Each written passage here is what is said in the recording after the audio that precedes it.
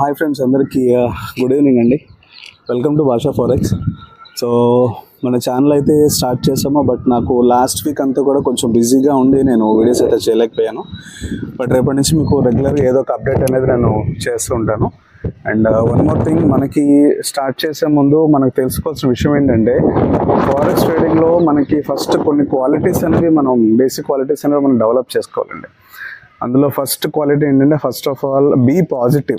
Okay, ఎందుకంటే trading అనేది చాలామంది చాలా ఎగ్జైట్మెంట్తో స్టార్ట్ చేస్తారు, but end of the day ట్రేడింగ్లో వచ్చి నిలబడి సక్సెస్ అయ్యే వాళ్ళ రేట్ అనేది చాలా చాలా తక్కువ.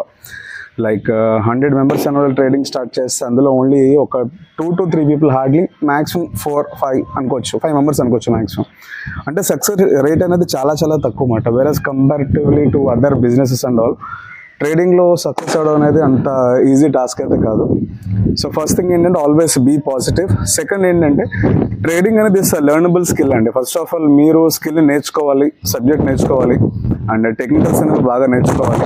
ఇవన్నీ నేర్చుకున్న తర్వాత రియల్ టైంలో దాన్ని మీరు అప్లై చేసిన తర్వాత రిజల్ట్స్ అనేవి ఏ రకంగా వస్తాయనేది కూడా చాలా ఇంపార్టెంట్ అనమాట. అండ్ థర్డ్ థింగ్ ఏంటంటే, your risk reward ratio.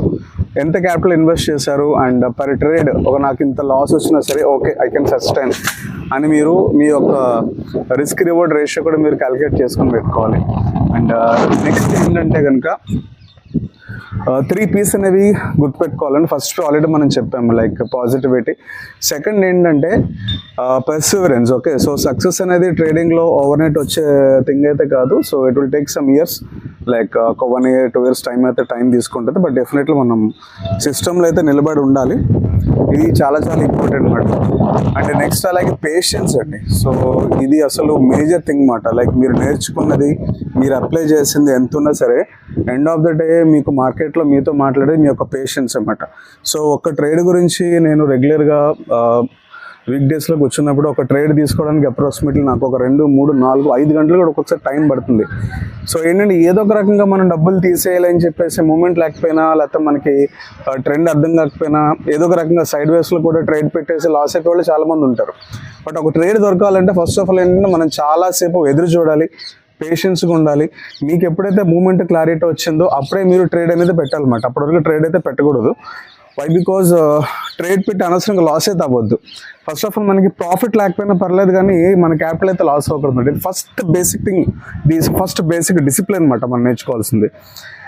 So 3 P's చెప్పేసాం, ఇవి మనకి చాలా ఇంపార్టెంట్. అండ్ మన ఛానల్ అనేది భాషా ఫారెక్స్ అని ఉంటుంది. సో మీరు దయచేసి సబ్స్క్రైబ్ చేసుకోండి. అండ్ మీకు తెలిసిన ఫ్రెండ్స్ ఎవరైనా సరే, మీకున్న సర్కిల్లో కొంచెం ట్రేడ్